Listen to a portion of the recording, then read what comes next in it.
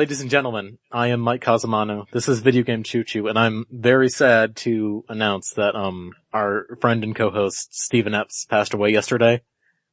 This comes as a huge shock to me and John. John, how are you feeling about this?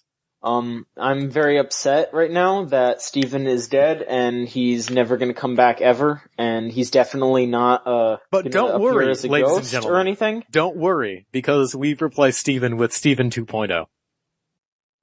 Oh, yes. It is I, Stephen 2.0. Mike, Yes. I thought we were going for a ghost joke. No. Just follow me down this road. Stephen 2.0. We're doing a clone joke? No. By the ghost of the original Stephen. Is it a robot joke? What joke is this? Beyond the grave.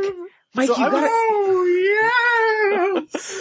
So I was Mike, you going gotta to tell me- say that You gotta tell Stephen- me what kind of goof this is, man. You gotta tell me. I was gonna have like the joke be that Steven died and we replaced him with a Steven that would rethink his opinion on things. Then I was gonna bring in the 2DS blog post. You ruined my never segue. change my opinions from my past life. Oh, God. I'm sorry to the listeners. I can't maintain that Paul Bearer voice for very long. How's it going, Steven the Undertaker? It's going well. It's 11:28 right now where I am, and I was legitimately about to go to bed an hour ago when I got a text message from Mike saying, "Sorry guys, about the delay, we're doing the Choo-Choo tonight." And like, A, it's like, oh, are we? And B, oh, are we this late? Yeah, So- Steven, you should really pay attention. Also, I'll be right back. I need to close the window in this room. I Oh, forgot God. about that. Yeah, I need to put books on my computer, fam. I don't have to do anything. I'm prepared, everybody. Good for you, John. Glad to see that while I stole your waifu, you were getting shit done. Yeah, I needed to close the windows because my room is situated right above the place where people don't shut the fuck up. So, There's a lot of people just like fucking playing basketball at like 2 a.m, and it's the worst. That's the best time to play basketball. I don't know what you're talking about, Mike. That is, in fact, the best time to play b-ball. Do it while it's legal. Do it while you can. Oh, so we're really just, the reason we recorded this so late is actually twofold. First off, I'd like to announce that Video Game Choo-Choo is moving in terms Yeah. of the time. Cause now John has a job. He's got a Yeah. John. A Jonb. Yes. John, but Yeah. I have the You pay dumbest possible job. Like, Prostitution. no. You see, no, that's not stupid. that's actually very sensible. yeah, that's No, I a mean for sensible- John. Not for me. No, what? I wouldn't make any money. What are you talking about? Exactly. That's Anyway. why it's not a job you should take. Anyway, no, I do data entry at a car dealership. Do go on. That's about it. I sit in a room, I sit on a computer, and I type up cars. Wow. Yeah, that's really about exciting. it. And I get friend. and I get paid minimum wage, so What's the minimum I wage in have- Florida? $7.50. It's 25 cents better than New York. I have a friend. He's into programming. He could do your job, like, just write a program to do it for you. So, What a comforting thought. Yeah, that feels you get really paid good. minimum wage to, sit around. Okay, did you guys know the Somebody minimum else. wage in California is like $8.25? Amazing. And then the minimum wage in San Francisco is like $10.75. Jesus. Yeah. It is actually pretty, wow. Yeah. Cause it's expensive to live in San Francisco, I guess. Uh-huh. But $10.75, that ain't bad for a minimum. Yeah. I mean, I'm getting by. Like, all I'm doing is, like, paying my phone bill every month, and, cause my mom, like, I'm still living at home, so I'm not paying all the bills, I'm just paying my phone bill, so I'm surviving, but I'm sure if I wasn't just paying one bill, I would be fucked. Yeah. Same for me. Like, I got a shitty job that pays just above minimum wage, don't get many hours. It's not great. Yeah. So how are you guys doing besides that? How was your weekend? I guess this is technically the end of the weekend. I can finally ask you that question. I'm a pretty bunch tired. of noises. I guess that's how your weekend was. Yeah, that's how Yeah. my weekend was. No, I'm tired just cause like Friday I had work and then Saturday I was out all day, so I was trying to take a relaxing day today, but But Yeah, Choo-Choo calls. yeah, woo woo. Yeah, my entire week was basically cramming for a math midterm, and then on Friday I had to drive like an hour to get to the campus to actually take the midterm. Then I get back and I get home and it's like I could have just done that from my chair like I do with all my other tests. Yeah, why didn't I had you? Because it was proctored midterm. I had to go there and have someone. And what's even worse is that there was nobody in the room with me. Like, I got there like 20 minutes early and they were just like, oh, you're here to take your test? Alright, come on in here. And then they take me to this entire, like, completely empty computer lab and I sit down and she's like, just come on outside if you need anything. And then she walks out. And there's not even like any spy programs on the computer like they usually have. Nobody's sitting over my shoulder. I was literally just in a room by myself taking this fucking midterm. Oh. I could have done that at home. That sounds like a real waste of your time. It was an hour drive. There and back. So who is making those noises and when can I stab them for making the noises? That's me. I'm fucking with my Pepsi can because I'm drinking Pepsi because you made me get up and do this shit this late. Well, if you checked your text messages, Stephen Epps, you would know. See, whatever. Oh, finally, I have Stephen weakened. Much like in Pokemon X and Y, when you weaken a Pokemon to catch it, I can now catch Stephen in my web of opinions. You go on John and do that. John Machonsky. And Stephen Epps. We've all been playing Pokemon, right? Yep. That is the primary thing? Mm-hmm. Sure. Okay, great. So what else did you play before we get into that? Because I imagine that's going to dominate most of our discussion tonight. I didn't have time to play shit. Well, Stephen.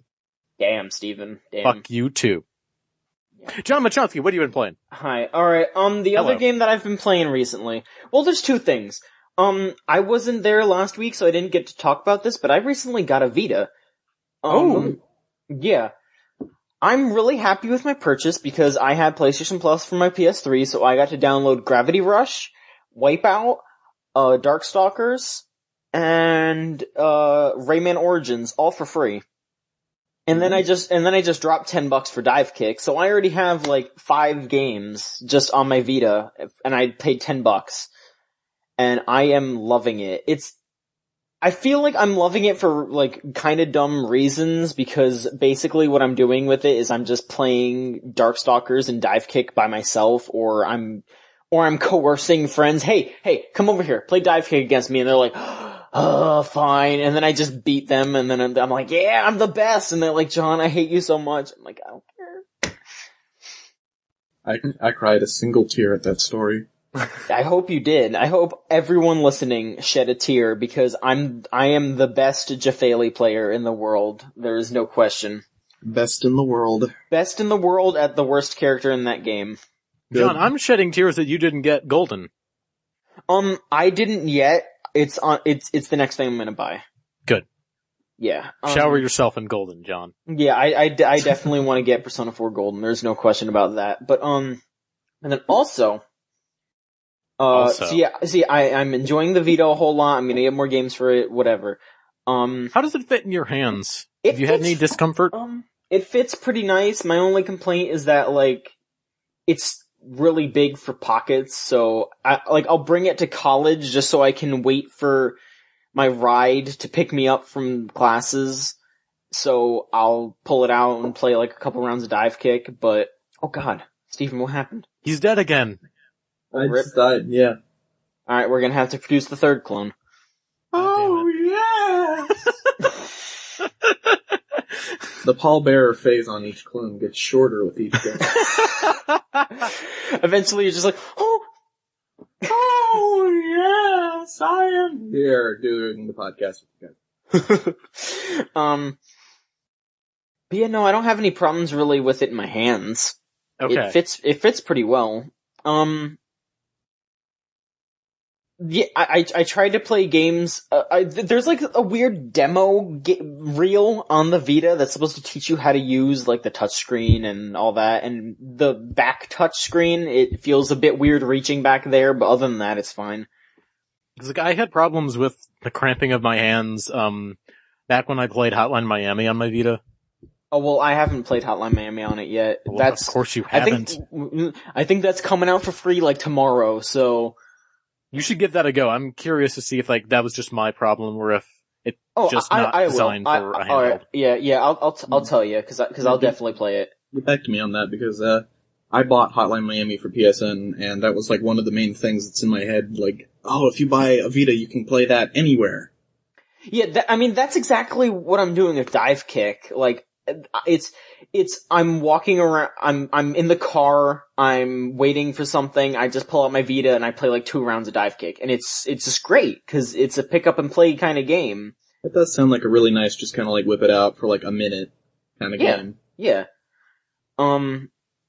So yeah, I will definitely talk about Hotline Miami once I play it on the Vita. But the other game that I am playing this weekend, and I'm trying to fit, it's kind of taking me a while, but not because I'm like slow at it, it's just there's a lot to go through. I'm playing Cook Serve Delicious. Okay. Mm-hmm. What is that? Okay. Have you ever played those Flash games when you were like in middle school where it was like, serve these people's orders as they come up really quick, and you have to... Yeah, I know what you mean. It's pretty much that, but it's way more robust. Huh. Yeah, it's just, you stock your restaurant with food, like you start out with, I wanna say, like $2,000 to $1,000, I don't remember, and you just pick the foods that you wanna use, and then you make them for the people and you get more money, and then you buy new food and you swap it out here and there. But the way that you run the restaurant, foods can evolve to become staple foods. So you could be like, okay, yeah, I always serve beer here, so beer doesn't get stale, because it kind of turns into a sports bar. Just things like that. It's really interesting. I'm kind of chipping away at a review right now, and I'd be done with it, but like I said, it's taken me a really long time to get through it, because you have to level up, you have to get to another star in your restaurant. Like right now I'm at a 1-star restaurant, and at the end of it is a 5-star restaurant. So I don't know, there's a big gap of things that I'm not really sure about, but if the gameplay itself doesn't change, like, by the time everyone is listening to this, I will probably have the review up, and so far, I definitely recommend it. It is very fun. It's like $10 on Steam, and it's worth just dropping $10 for it, because it's a simple but challenging game. Once you get the hang of it, it's pretty easy, but it's still really fun. I think there are iPhone and Android versions, but that seems like it would be a little overwhelming on that, because on the keyboard, you just kind of spread your fingers around, you could just type it out, you could do keyboard commands, but I feel like if you're tapping, it would get a bit overwhelming, and you wouldn't be able to see as well. My other big complaint about the game is that if you're taking care of a bunch of orders really quickly, the game will start chugging. And that's really aggravating, because there's a combo system where if you get perfect food, if you serve someone perfectly over and over again, you get a combo. But then if it turns into rush hour and the game starts chugging, then you might mess up your timing and you'll lose your combo. So where are you playing this? I'm playing it on my PC. Okay. Nice. It's out on PC, and I think there are iPhone and Android versions. So, but I would definitely just recommend the PC version, because like I said, I feel like the smartphone versions would be would be too overwhelming. But yeah, Okay. I emailed, It's okay, I'll edit this out. yeah, it's, Sure you will. Vertigo Gaming, yeah. I emailed Vertigo Gaming, and I was like, hey, I'd like to review this, and they sent it within, like, 3 hours, so the Choo-Choo website's garnering us plenty of respect. Oh yeah, by the way, that's up. Yeah, the We haven't Choo-Choo mentioned that website's on up. the site. There it is. Like, Yeah. videogamechoo-choo.com or vgchoo-choo.com if you're lazy. That'll bring you to the full site. It's done. It looks great. It does look really nice. I mean, there's It a couple looks things. deceptively very good. There's a couple things I still want to add, like, I still have someone making Giant Bomb style review cartoons, and I'm really excited to get those up and in the formatting. We have a review guide up there, we have a fucking privacy policy, which is weird as hell. We're looking to get some more news, editorials, review stuff up there. Right now it's just all our back podcasts and back reviews that me and John have done. But we're going to start producing original content for it very soon. Now that it's up, now that it's finished, I encourage you all to take a look at it. It looks pretty damn good. Hooray. Yeah. I'm excited to start putting out content. Yep. Hells yes. Yeah, See- that website see, yeah, will so- finally so- start getting us places, huh? Yes, so check videogamechoo-choo.com within the coming days for that review, and you'll know exactly how I feel about it. Like I said, there's my opinion is like going back and forth a bit as they introduce new things, so like I said, so far I recommend it, but they might throw a curveball at me. Man, that reminds me to teach you guys how to use the formatting on that site. Yeah, that's you should do that. Yes, I really should. I picked up really quickly on how to do a news article because I put up the announcement for the Saints Row DLC. Yeah, but like review formatting is the tricky stuff. All right, then yeah, you should do that. Because we got subtitles, we got excerpts, we got scores, we got score headers, we got score summaries. It's a lot of good stuff, but it's kind of confusing. Did we put out the questions post? Oh shit! I'll do There's that. no point. There's no point. It's like, considering how late it is. Yeah, it's nighttime. Sure. All the put it up babies are anyway. Put it up anyway. But like, I'm not yeah, expecting why not? much. We could get like 1 or 2 questions. I'll do it for you. Okay, keep yammering while I do this. God. All right, so I guess we could start talking about Pokemon. I guess we're gonna start talking about Pokemon. Or Mike, unless did you play anything that you want to mention? I got into Lone Survivor a little bit, but I'm going to probably just write about that for the site because I don't think I've spent enough time with it to make any kind of commentary. I like it so far, but I'm looking to make that into a Halloween thing. I'm gonna talk about some scary, spooky games. Also, this might interest Steven. One of my friends recently purchased a 2DS. So I'm gonna bug him tomorrow, see how that feels in my hands. I'll, like, give you a report or something. Maybe I'll write something up for Choo-Choo. Cause you wrote a pretty long blog post on your Tumblr about how you changed your mind on the 2DS. Yeah, I do tend to get very long-winded on my blog posts, and looking at it now, I kind of regret not posting that to the site. But basically, my whole perspective on what the 2DS is now has changed from when it was first announced, now that it's actually out, and now that there are videos of, like, regular people holding it in their hands, like, up to a camera to where you're at. You can get a better, perspective of what it actually looks like, how it actually handles. I still think that the lack of a clamshell, not so good. I can appreciate what they're doing a little bit more now that, like, people are, like, holding it in their hands and saying, this is not going to break, it doesn't feel cheap. Like, if you put this in a backpack and it gets knocked around, it'll be fine. The whole screens getting scratched thing, because there's no way that you can, like, put it in anywhere safe, and you can't, like, close it up in a clamshell. Just get, like, screen protectors, I guess, because, everybody makes those now. I think it would have been better if it had, like, come with them. Or taken maybe some like other precaution. A hard plastic screen. Yeah. They're selling they're selling cases for it. Yeah, they come with, like, little, like, fabric cases or something. Yeah. So, like, little padded things. Which I feel like is Nintendo sort of capitalizing on how iPads, they often, like, they have screen cases and stuff like that for iPads, because I feel like the 2DS is a logical step toward, like, the iPad model. Yeah. Because there's no way that's going into a pocket, so a little carrying case so your, like, kid can put it in his backpack is fine. Mm-hmm. I've lightened up on it a lot. This whole thing started my opinion changing on the 2DS was when I was actually playing Pokemon. And Pokemon is a 3D game, which is, it's like the big selling point. Oh, it's the first 3D Pokemon. Mm-hmm. And I own a 3DS XL. And 3D games on the 3DS XL, like polygonal 3D games, rather, they don't look good. They're like really poorly aliased, the image is choppy, like if anything gets more than like a couple of in-game feet away, it just turns into a big mass of ugly pixels. So, and on Pokemon where like the art style is really clean and everything's like just very simple designs, like primary colors and thick lines, it especially stands out. So I was playing Pokemon on my 3DS XL and I thought, wow, this looks like garbage. And I thought, well, you know, naturally that's the 3DS XL, so it's gonna look like crap. So I still have my original 3DS, the original model that I bought back in like 2011, and I popped it in that, and it looked pretty fine. And I got to thinking, it's like, well, the main reason that I bought a 3DS XL was because I wanted something that A, was bigger, like I could hold it and not get hand cramps, and B, like I wanted something that was sturdier. Because the 3DS was pretty flimsy.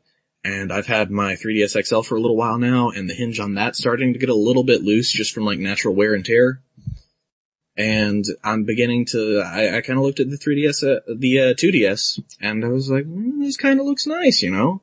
This is not something that like over time the screen's gonna get floppy, so like when I pick it up the screen moves a little bit. The screen is the appropriate size. It's big, but not too big, so I could actually hold it. According to like all these videos that I'm seeing of adults holding it. The triggers, originally I thought the triggers might be like way too far for like an adult or a child to, you know, hit those, and evidently they're really, really nice and they feel really good. I bet you could get one of those for pretty cheap around Black Friday. Yeah, definitely. I'm yammering though right now. I'm rushing through the thoughts in my head. There are two things that, like, kind of really sold me on the 3DS once I started to think about it, or the 2DS rather, once I started to think about it, was that I never used the 3D on the 3DS. Mm-hmm. Like, I turned it off. Like, I went into the parental controls, I turned it off, I set a code that I would never remember, so that I wouldn't, like, accidentally hit the little slider so that it would go into 3D and it'd start wasting power and my eyes would start hurting. Yeah, and the game that I've been playing the most on it recently, the 3D is just off. It's just not even something you can use. Yeah. That's crazy.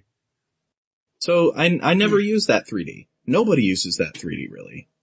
And for the 2DS to say like, okay, we took out the 3D, now it's like significantly cheaper, like $60, $80 cheaper. That's great.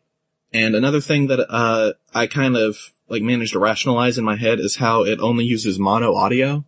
And way back when I was like all, oh, this is fucking stupid, that was something that I cited as a bad point, but now now that I've had time to think about it, I can't really think of a single game that uses the stereo audio in the 3DS to, like, the fullest extent. Because, you know, it's not exactly something that you could really use 3D audio, or stereo audio anyway. It's a little handheld thing, it doesn't matter. Yeah. And it still supports stereo if you plug headphones into it. Yeah. Plus, the speakers on the 3DS XL are so crappy that I wouldn't really notice a difference anyway. It'd probably sound better. Yeah. So, like, the more and more that I look at the 2DS, I kind of see something that's like, you know, progressively better and better than the XL that I've got. Mm-hmm. Man, Steven, I bet whatever you said was real interesting. Yeah, whatever. No, I was gone. I didn't. Yeah, I know. I know that you were gone. We're trying to cover it up, Mike. Jesus. Yeah, it's just like as I start looking like the upsides and the downsides of the 2DS versus like the 3DS and then the 3DS XL, I start to see like, wow, this 2DS doesn't really have any of the downsides that either model of the 3DS has. And like any of the downsides really aren't any downsides. Like nobody uses the 3D, so that's gone. It's cheaper. That's a plus. The speakers on the 3DS XL are shitty and no game really uses the stereo anyway, except for like Starship Damri, which encourages you to use headphones anyway. So there's no problems with the 2DS. And since I don't really take my 3DS anywhere, it would not necessarily benefit or be hurt by the fact that there's no clamshell to protect it from the outside elements.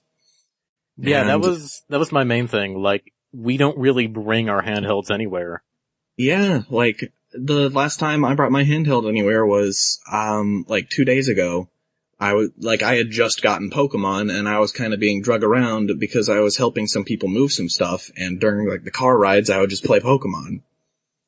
And even then, like, before that, I don't do that. Backpacks or anything. Like, when I bring my 3DS on a plane or a Vita on a plane, I just stick it in a pocket and it doesn't really get knocked around or anything. So I don't really need to worry about the screens being damaged. Yeah, like the thing with 2 days ago, or not 2 days ago, it was like yesterday or something, with Pokemon was like an anomaly. Because that's the only time in recent memory that I can think of where I actually brought my 3DS somewhere with me. Our handhelds are living room to machines. The toilet. Yeah, they're like, I don't bring my 3DS to, like, school to play it on the playground. I bring it to the toilet so I can have something to do while I'm taking a dump. And because the 2DS's screen is the same size as the regular 3DS, it won't have the same issues that the XL has. Mm-hmm. A lot of people are saying that the D-pad on it is really nice and, like, in a comfortable spot because the 2DS is more ergonomic. It's bigger, in a sense, so your hands like kind of naturally fall where the D-pad is now. And which was a big thing for me with both models of the 3DS, is that the 3DS's D-pad is really, really good, but it's in an awful spot. Mm-hmm. If I have to, like, bend my thumb down on the 3DS to where it's not comfortable anymore to play with the D-pad. And on the 2DS, D-pad's fine. And now, Steven, I know you're about to make fun of me for this, but I'm relatively sure that a Circle Pad Pro would probably solve a lot of those issues. A Circle Pad Pro, as in, like, alleviating where I would, like, the position of the D-pad? Yeah, it's actually a super comfortable thing to hold. I've seen pictures of it from behind, and it is pretty nice looking, and it does make the 3DS look absolutely ridiculous, and I can't even imagine, like, do they even make those for the XL? I just couldn't imagine. I couldn't imagine that. That's just immense. Like, they do, but I think you can only get them in Japan. I couldn't even fathom that kind of thing with my tiny American mind. Plus it'd just be a waste of money just to get, like, a bigger thing, like a Circle Pad Pro, because no games actually use that. No, they don't. It's just like, oh god, my 3DS doesn't fit in my hands. Here's a $20 peripheral, now it does. Yeah, but I digress. Before I get, like, way too deep into, like, rereading my blog posts some more, mostly what I wanted to say was that if I had the opportunity for a do-over, I would probably just get a 2DS over a 3DS or an XL, and I would probably get, like, a very high-capacity SD card. Like, on Amazon, you can get a 26 gigabyte SD card for $20 shipped with Prime. Holy shit. Yeah. God damn. So, I would just get that, slap that into the 2DS, and exclusively digitally download everything. And because, like, 3DS games, even, like, retail ones, don't get much higher than 3 gigabytes each. Mm-hmm. So, like, I would totally do that and just digitally download everything, because with a handheld, like, normally with consoles, I don't like digital downloads because that console's not leaving my house, it's not going anywhere. If I want to play one game, I'm gonna sit down on the couch, I'm gonna, like, slap that game in, I'm gonna play it, and then I have the insurance of, like, owning the disc. With a handheld, it's different. Like, sometimes I want to play Animal Crossing, sometimes I want to play Pokemon. I don't want to have to swap those two things out whenever that whim changes. Like, because I bought Animal Crossing physical, if I have Pokemon in my 3DS and I want to play Animal Crossing, I can't just, like, switch over to Animal Crossing. I have to, like, go out, swap the thing out, blah, blah, blah. And when I am, doing the whole portable thing within my own home or, like, going places, that's not an option, really. So, a 2DS would be a really, really nice kind of, like, portable game collection in a sense. If you got, like, a high capacity memory card and you got, like, a little carrying case for it. If you're a woman, you can, like, so it's socially acceptable for you to carry a purse. Take advantage of that and get a 2DS. Man, I wish it was socially acceptable for guys to have purses. I would buy a fucking purse. Totally. Like, just fucking own it. Who cares? I live in California now. I can get away with anything. It's just, like, just own it. Either you have, like, I feel embarrassed when I take, like, a school backpack to a convention and have it filled with, like, water bottles because I feel like a little kid. Like, I can't have a carrying case Work it. because I'm a dude and I'm an adult. Work your fears. That is real misandry. Work your fears. Real. Work your fears. Anyway, yeah, yada yada yada. I like the 2DS now. If I could get one on like Black Friday for $100 or less, I would probably go crazy and actually do that. Yeah, I would go crazy and do that. And like if Amazon had like a Cyber Monday sale and I could get one of those high capacity SD cards for a ridiculously low price. Because $20 is already pretty low. Uh-huh. So if I could get like a 2DS and one of those big ass things for $100 in that kind of range, I'd totally fucking do that. And I just like trade in all my physical copies, get like eShop points. Yeah. And like download all of the games that I already owned. So. Yeah. If Nintendo gets their shit together and makes an account system so that I don't have to fucking worry about like losing my 2DS and all of my games with it, then I'd totally be on board with that. And that's my video game opinions for the week. I suppose that makes up for me not actually playing anything other than Pokemon. Well, that's okay, because this is going to be a Pokecast. I bet you anything. Absolutely. Yes. Alright, so, X or Y? X. X. God damn you both. You got Y? I got Y. Well, that's good, then we could trade. Yeah. A lot of people got X, and I think that's just kind of because X comes first in the alphabet. It's not like a favorite color kind of thing. I got X because I like Mega Mewtwo X better. That's about it. I got X because when the guy like looked at me in the counter and said, "Do you want X or Y?" X came first in my mind because it comes first in the alphabet. And I think that actually applied to a lot of people because if you go on like Tumblr or Twitter or anything, you see everybody has X. Yeah. I think maybe in Japan that might have been different because they don't necessarily recognize those letters as much as we do. I don't know. Also, just a disclaimer for everyone listening. How big on spoilers are we getting into? Just Pokemon spoilers, definitely. Like we're gonna talk about whatever Pokemon. Yeah, we're like yeah. The game is out. You can't really complain about like, oh, I didn't know that Pokemon existed yet. The game is out. Well, the thing is, some people do like to be surprised. I'm not like I don't want to. Okay, then I don't want to shit on people that want to. Yeah. Disclaimer: from this point forward, we're going to like mention the names of Pokemon that are in the game that we like. Yeah, just. So if there's like a name that you don't recognize, plug your ears and start singing. Yeah, just to cover our bases. That's all I'm saying. Whatever. Trigger warning, Pokemon spoilers. Yeah. So, yeah, right, I got break this down. Because I imagine there's gonna be a couple differences. Uh-huh. Okay, first starter. What'd you pick? I picked Chespin. Chespin. Okay, good. We're all in agreement there. And, second starter. Squirtle. Oh, Charmander for me. Mm-hmm. Cause like, I was going to pick, Squirtle, but then I went into the forest and got like all the, elemental monkeys and a Pikachu, and then I was like, fuck this, I don't need to worry. Yeah, that forest at the beginning really caught me off guard because what I was doing was like strategizing in my head. It's like, okay, I'm gonna get the free Torchic, so I'm gonna cover my other bases with the other two elements. And then there just was that element, those elemental monkeys in the forest that I had never seen before.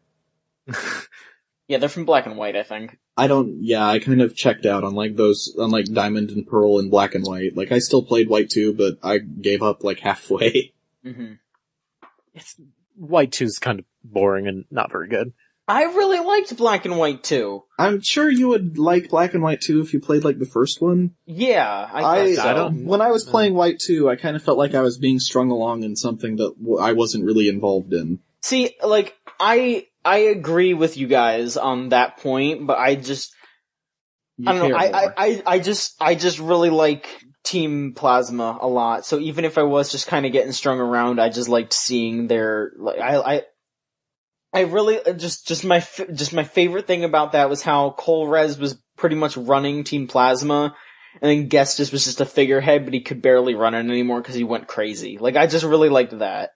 I have no idea, cause like I said, I skipped White 1 and Black 1, and when I got into Black 2 and White 2, it was like, okay, well here's Team Plasma, and here's Gestus, and here's N, and I'm like, I don't know who any of these fucking people are right now. Yeah, so you not playing that makes that not special at all. Yeah, I was like, I have no fucking clue who any of these people are or why they keep talking to me. there's this kid with the blue lion hair that keeps, like, calling me his friend, and I'm just like, I don't even like you. Because that was another, like, really big problem with that game, is that I did not like the best friend character that they had set up for me. Like, he just kind of showed up and he said, like, hey, dude, I'm your best friend. And it's like, I think your hair is stupid. I don't like you. I'm gonna go be Snoop Dogg the girl somewhere else. I think that might have also been a detriment to my game, was that I was not taking it seriously in the slightest, and I named my girl Snoop Dogg. Well, that's like how in X and Y, how they're like, there's like a romance subplot, kinda. I haven't even gotten that far, but I know that there's like 5 kids. Yeah, I do like that aspect that they have a bunch of friends this time, so like, it does feel a little bit more like an actual story with actual characters as opposed to just the archetypes. But, in a sense, yeah. I did get what you're talking about with the romance. Like, oh, I've never watched fireworks with a guy before, but on the other hand, the character's annoying as hell.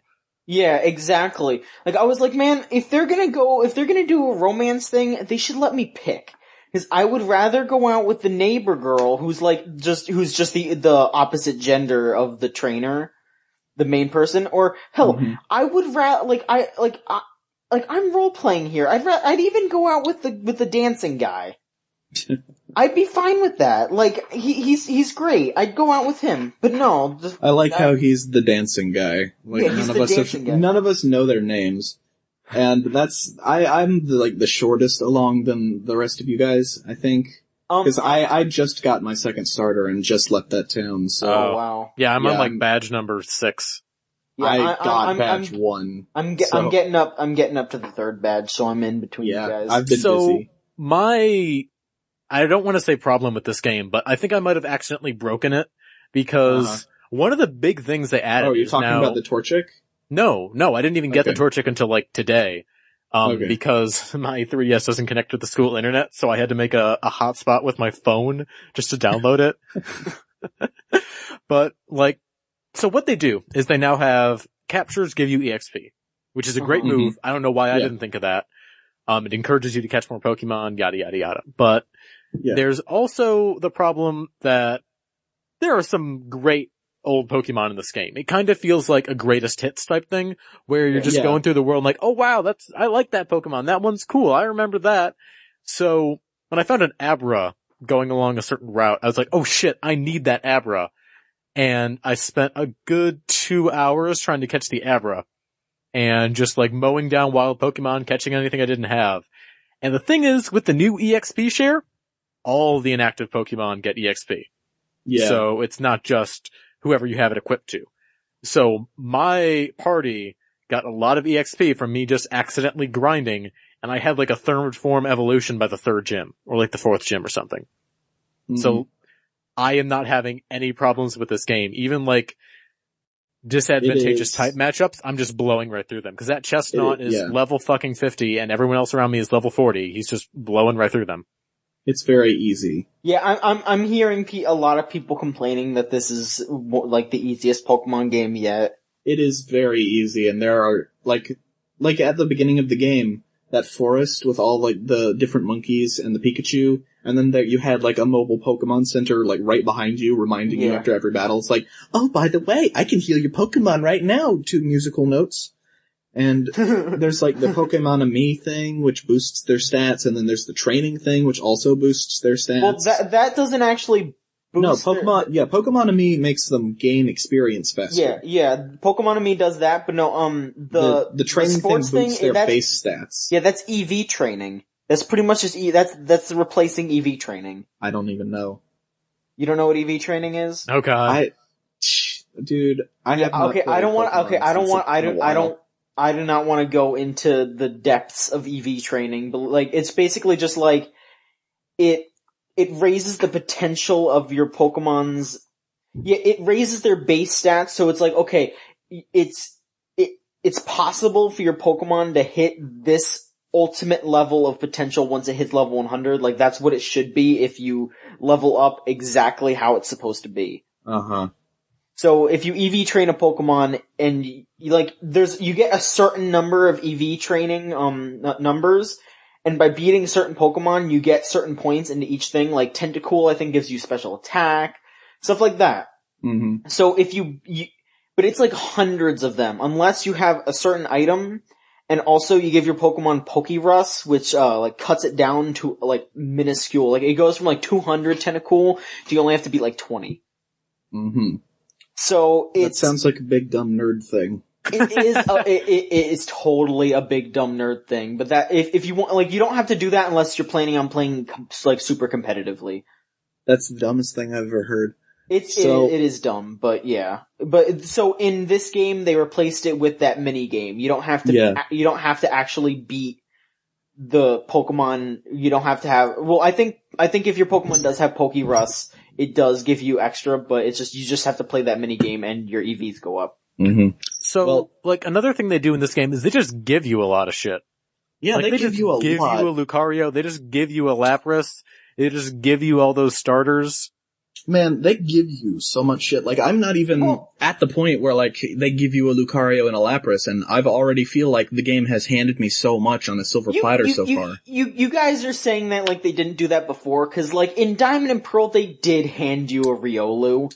And in the old games, they did also hand you a Lapras and Red and Blue. It's not just like in the old games when a person would hand you a Pokemon, that would happen like twice in the entire game. In this one, you get 2 starters, and if you connect to the internet, you get the most broken Torchic in the world. And then later, they gives you a fighting type, like a Riolu, Lucario is one of the best Pokemon, like, just like a regular Pokemon to the point where it's like treated like a legendary in like the cartoon. Yeah, no, and then I give you a Lapras, which I don't like really know if a Lapras is that good, but it's pretty Lapras iconic. Is really good. Yeah. So it's giving you a lot of stuff, and then it's just like, it hands you an entire area at the start of the game where you have a girl that will heal your Pokemon to completely full health, and it's full of just awesome Pokemon that, like, it's like, oh, did you pick one of these starters? Did you pick X starter or Y starter or whatever? Don't worry, we've got the other 2 kinds of Pokemon in this forest and a Pikachu for you. So I just feel like they did that. Well, okay, this just kind of ties into how I'm recommending this game to people. This game is for either people who are like super hardcore into Pokemon and they're gonna breeze through the story mode and then they're just gonna start like competitive battling, or it's for newbies. This is a very newbie Pokemon game, and it's very handholdy. This is super newbie Pokemon game. It's super handholdy, but it's not offending me. That's the thing. Yeah. That is the biggest thing about this, is that I'm playing this Pokemon, and it is coddling the hell out of me, and I don't mind. Because I'm a gigantic old man, and I don't know what any of these Pokemon that I'm seeing are. Pretty much what I would equate it to is most Nintendo games these days are like, it's like your parents bringing you to a crappy carnival, where it's just like, okay, yeah, they're holding my hand, they're just walking me around to these rides, and they're not really great. But then this Pokemon game is like your parents bringing you to Disney, and they're still holding your hand, they're still bringing you to the rides, but the rides are way better. Yeah, I think that's fair, because it's like, when I was starting off the game, and it like really like paced out the kind of stuff that it's been introducing me to, like all these new things. Because when I played White 2, it just like threw shit at me, like, here's this new thing where you can go to a website and play Flash games. Here's this thing. Here's like these 5 different kinds of battling things. Here's the fucking battle subway, and I'm just like, in this, it's just like, hey, are you an old man? Did you play the original Red and Blue and never get that far past, like, those mechanics? We'll start you off with that and then progressively add more and more shit. And by the time, like, you've got all the shit in the game, you're fine. You got it down. And I recognize that I'm being coddled in the way that it's handing me, like, completely broken Pokemon, but I just don't mind. Like, have you guys gotten to Mega Evolution yet? Not yet. Oh, Jesus Christ. If you think this game is easy and broken now, wait until you get to that. Cause like, it doesn't use a turn. You just click the button, and then all the stats take like a massive boost. There's no reason not to use it. That's funny. I also, one other thing that I wanted to say about the game, I do appreciate the way that it has, mixed up what Pokemon you can find where in a much better fashion than in, White 2. Uh-huh. Because when I started off the game, I Like, they showed me, like some of the first, like, basic Route 1 Pokemon or whatever. There was, like, the Rattata, wannabe, like the Bunnelby or whatever it's called. Yeah, the normal one, the flying one. Yeah, but then there was also a Zigzagoon, and there was also a Bidoof, and then there was also a fucking Pidgey. And I saw that Pidgey, it's like, fuck yeah, I'm gonna get that fucking Pidgey, I know what that is. Mm-hmm. Like, Pidgey is probably not one of the best Pokemon in the game ever. I don't care, I fucking know what it is. And I know that shit turns into a Pidgeotto, and it gave me a Pidgeotto at the start of the game, and I appreciate that. Pidgeot's pretty good, actually. Yeah, Pidgeotto and Pidgeot, or whatever it's called. And it's like you go on later through the game, and it shows you all these new Pokemon. It's like, wow, these are cool new Pokemon. And then you see one that's like, oh shit, I know what that one is. I can... See, yeah, like, they didn't really introduce too many, like, most of the time they introduce about 120 new Pokemon, but they only released like 78, I think, new Pokemon in this game, if you don't count Mega Evolutions. And I appreciate that. So, yeah, this really does feel like a greatest hits Pokemon This game. is like an everybody's Pokemon. Yeah. Like a person like me that played Red and Blue and Gold and Silver, and then like the only modern Pokemon game that I finished was like Soul Silver. Uh-huh. I can play this and be like completely fine with it. Because they've mixed up what they've got. Like, any game that you started with, if you started with Red, or if you started with Gold, or if you started with Ruby, you can play this game, and no matter where you go, there's gonna be a Pokemon that you recognize. Yeah, and it's gonna be a good one, too. Yeah, they really are, they're really picking great Pokemon to be with. Like, that is my big complaint. You could find Eevee in the wild in this one, that's great! That is my big I have not done that yet. Yeah, wow. Wow, Mike, I can't believe you haven't, cause maybe that's a X thing? Eevee's fucking rad. I don't know when it happens, but I know that it happens. You bastards. I don't know. Well, you should still be able to get an Eevee though, cause they're trying to, they would want everyone to get a Sylveon. Yeah, Sylveon is the big thing that they're pushing. I bet someone will just give me an Eevee. Probably. And I really like how, like, for the first time ever, they're just kind of explaining how new Pokemon are discovered. Yeah. Like, one of the first things they said was like, oh, we discovered a new kind of Pokemon recently called Fairy type, and then there was like an extra sentence that said, we learned that some Pokemon that we already knew are also this type by looking at this one that was exclusively Fairy type. It's like, oh, that's neat. They kind of put a little bit of lore in there. Like, I'm not saying that lore is important to Pokemon, but it's nice for them to acknowledge it's like, oh, the reason why, like, the Kanto region only has 150 Pokemon is because that's just the only Pokemon that you can find in that area. And here in the Kalos region, we've got a mix of everything. And we've got, like, only 70 here, where you can only see these. Only see these in this region. I kinda like that. Yeah. Like, as far as I know, that's like the only time that they've ever taken the care to say, oh, well, that's why it's this way. Yeah. And there's only a handful of new Pokemon that you can find here because it's so mixed up anyway, and there's already so many Pokemon. Yeah. But, just to cover really quick how, Fairy type fixed a glaring hole in the metagame, because back during Gold and Silver, they introduced Steel and Dark to fix some problems with like psychic types and ghost types and rock types. Because basically, if you had an Onix or a Golem, and you had a Gengar and a Alakazam, you'd be unstoppable. And they fixed that in Gold and Silver, and they fixed stats a whole bunch with Steel and Dark. But up until now, Dragon type still was reigning supreme. Like, Dragon types were basically legendaries. So they introduced Fairy to beat Dragon, but they also made Fairy weak to Poison, which made Poison a legitimate type. Because for the longest time, Poison has been useless. That's nice. I remember, I think I know what you're talking about, because I remember thinking earlier, I really like Bug type, and most Bug types are also Poison type. And they're fucking useless. So yeah, Bug is useful because Bug can beat Psychic, but the problem is that because a lot of Bug types are part Poison, Psychic type moves are super effective against against Poison. So that's why Bug type doesn't really beat Psychic. Mm-hmm. But yeah, so right now it's really balanced now, and it just, as someone who, I'm not like super crazy into competitive Pokemon, but I can drum up a team if I want to. So as someone who is into that kind of stuff, this is a really cool game. Just fairy type is super interesting, and I really like that they didn't just add new Pokemon, they changed some really interesting Pokemon. Like, they made the Snubbull line Pure Fairy, they made Clefairy Pure Fairy, they made Togetic, or Togepi's Pure Fairy, but then Togetic and Togekiss are Fairy Flying.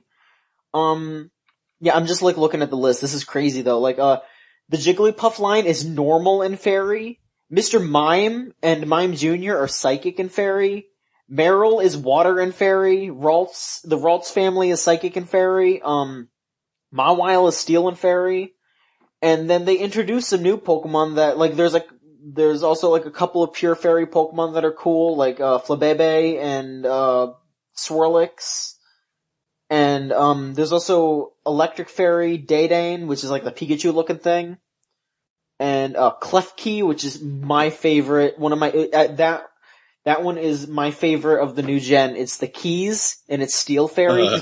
Yeah, my favorite type is Steel, so I love that they introduced a Steel Fairy type. There's not that many, Fairy type moves though. There's, 5. It's, Baby Doll Eyes, Draining Kiss, Fairy Wind, Geomancy, and Moonblast. Which, yeah, Draining Kiss it's basically Leech Life. Man, they made Mawile into a fairy. Yeah, cool. Mawile's still fairy. Didn't Mawile used to be part dark? No, Mawile was pure steel. Really? Oh. Yeah. Okay. I think that's cool that they've introduced this new dynamic and that they've kind of conserved what they were doing just by going back and saying, okay, well all these girly looking Pokemon, they're part fairy now. Good for you. Yeah. Mm-hmm. I appreciate that they didn't add another 150 Pokemon. They kind of stepped back and saying, okay, we got a new type, so we'll make 70 new Pokemon and then just go back and fill up the rest. Yeah, I mean, a lot of people are claiming that this game was rushed a little bit. I disagree. Which it's very polished. It's very polished, but I can see some aspects being a bit rushed, like how only a couple of the trainers have 3D models. And, but that could just be them being they don't have to. I noticed that, but at the same time I was I noticed that the ones that do have 3D models are your friends and gym leaders. It's the your gym leaders don't have the, models. Do they? No? No, gym leaders don't have 3D models, but them and then Team Flare people. Yeah, Team Flare do. But the way I see it, and this is just complete speculation on my part, is, those are the trainers you'll probably be seeing the most guaranteed. So they could probably afford to spend the money on that. I guess. But you know what does suck about these games is the bottom of the screen popping up all the time, letting you know, hey, you could go to a crowded place and do this thing. You can go on the Battle Network and do the trading, and it's just popping up all the fucking time. And there's no way to turn it off, unless you turn off, wireless entirely. No, you could just, if you just switch over to Pokemon. Yeah, I guess, but yeah, it would be nice to just have that open, so if I want to trade, I can just click the trade button without it just making some kind of pop-up every 5 seconds. I don't know. I don't know why that's there. There's literally no reason for that to be there. Yeah, there's a bunch of stuff that they've introduced in this game that's really cool. I don't know Also, if you guys... thanks for taking out triple battles and rotation battles. Those sucked. Rotation battles were the worst. Yeah, I was triple okay. battles were okay. Yeah, I like Jesus. triple battles, but rotation battles were fucking horrible. You're right. God, why did you have to? That was battles. There were 3 of them, but they were all terrible. The rotation battles that was one of the things that made me put down Y2 or White 2 or whatever it was. I got to that and I was no, this is too much. I can't handle this. Didn't it take a turn to rotate? Yeah. And then your opponent would just rotate to something else. It was a fucking waste of time. Yeah, it was really dumb. Yeah, so, let me think about, what did they introduce? Yeah, they introduced Pokemon Me. They did the, Pokemon Swarms. Yeah, Pokemon Swarms, which are crazy. Cause they throw 5 Pokemon at you, and they're all half the level of any other wild Pokemon around, so it's not that bad. But yeah, so there's 5 of them. And this game really wants you to, like, your Pokemon should have some move that hits multiple targets. Like, someone in your party needs to know, like, Razor Leaf or Surf or something like that. Or else you run into a Pokemon Swarm and it's gonna take you a million years to get through it. Or you just run. Or you could knock out 5 Pokemon at once and get a shit ton of experience. Yeah, I guess. If you need a shit ton of experience, because... Yeah, unlike Mike, who's a fucker. Speaking of which, I just want to say again, that fucking Torchic, speaking of millions of fucking experience. Yeah. Mm-hmm. My average level in my party right now is like 15. That fucking Torchic is, Combuskin now, and it's 22 already.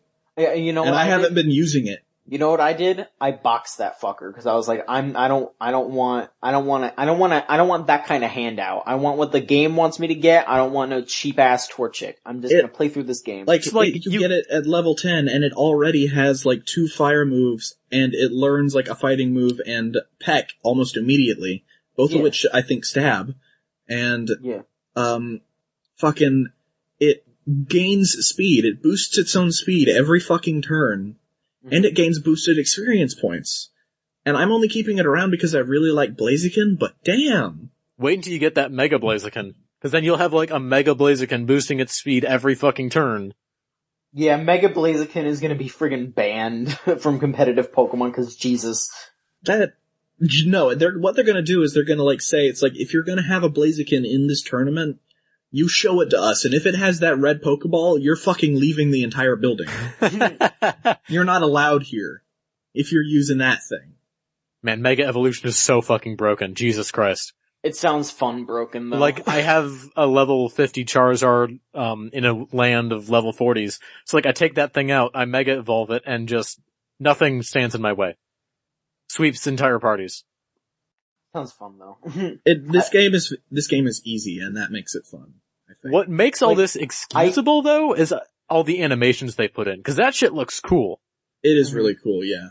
I can't wait until I get my sweet, sweet Mega Kangaskhan and I get to attack twice in one turn. It'll be like you and your mother working together. Exactly, my mother that I hate, that I want to abandon and live in a Kangaskhan pouch. That was just the worst. God, yeah. So Pokemon-Ami, it lets you pet your Pokemon and feed it treats, and it's very cute. Yes, it's very cute. I take guilty pleasure in, like, baby talking at the Pokemon and, seeing it actually, like, react to it whenever you say Squirtle or something. That's what I do. Like, I'll just be sitting there and I'll be petting my Kadabra, and I was just like, hey Kadabra, how you doing? And he's just like, I'm like, there you are. Who's a good Kadabra? Who uses Psy-Beam at the right time? You do, you know. Wait, John, back the fuck up. How'd you get a Kadabra? What do you mean, how'd I get a Kadabra? I was not able to catch an Abra, it only showed up like fucking once. I found an Abra and I threw a great ball at it and it caught it? You bastard. I'm just good like that, I don't know. John, breed an Abra and then give it to me. Okay. We need to get Dittos. We need to get some fucking Dittos. Yeah, once I can catch a Ditto or someone can trade me a Ditto, sure. Or you could just look up what to do at some point. Yeah, John. Relax. John. Dittos are a hot commodity in this Pokemon economy. Yeah, man. So... Thanks, Obama. They also added this thing, it's called like O...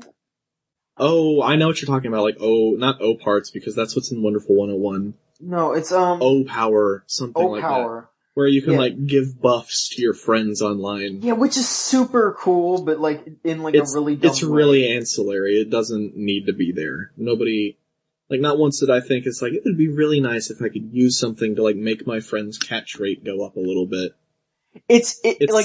It's only good if you're sitting in a Skype call or something. You're like, yo, guys, by accident, though. That's the thing. I'm in a gym battle right now. Can someone send me like an attack boost, or can someone heal me? Like that would be useful. But you see, that's cool. But it's also one of those little things that Nintendo games have been doing recently that kind of takes you out of the game. It's like Tingle Bottles. Recently I got Wind Waker HD. I should have mentioned that earlier, but there's not really much to talk about because I haven't played much of it, and it's the fucking Wind Waker. But Wind Waker HD has the tingle bottles, and when I'm on this big-ass adventure, and then I, find a tingle bottle in the ocean, and I open it up, and it's just like a little kid, like a picture of a little kid's me, with, LOL Epic written next to it. That's not the kind of experience that I need in my single-player game. Mm-hmm.